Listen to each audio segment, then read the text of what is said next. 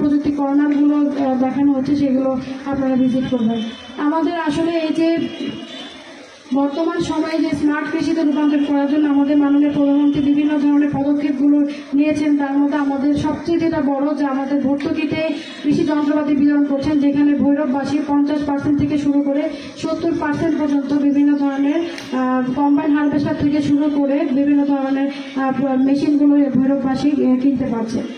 এছাড়া আমাদের বিভিন্ন ধরনের যে প্রযুক্তি কর্নারগুলো করা হচ্ছে, সেখানেও আধুনিক যে প্রকল্পগুলো আছে, কিভাবে আধুনিকভাবে কৃষক ভাইরা চাষাবাদ করবে এই বিষয়ে নানান ধরনের স্টলগুলো তৈরি করা আছে। তা আমি আমাদের সভাপতি মহোদয় সহ আজকের যে বিশেষ অতিথিবৃন্দ এবং উপজেলার বিভিন্ন অফিসারবৃন্দ এবং সম্মানিত সুধী সবাইকে অনুরোধ করবো যে আপনারা মেলার স্টলগুলো ভিজিট করবেন।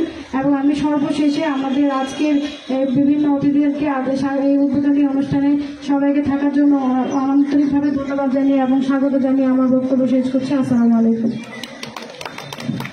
অনেক ধন্যবাদ আমাদের উপজেলা কৃষি কর্মকর্তা মহোদয়কে দিক নির্দেশনামূলক এবং প্রযুক্তি নির্ভর বক্তব্য প্রদান করার জন্য।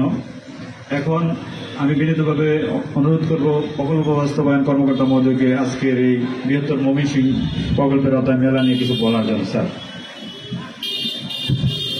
ধন্যবাদ। বৃহত্তর ময়মনসিংহ অঞ্চলে ফসলের নিবিড়তা বৃদ্ধিকর প্রকল্পের আওতায় 3 দিনব্যাপী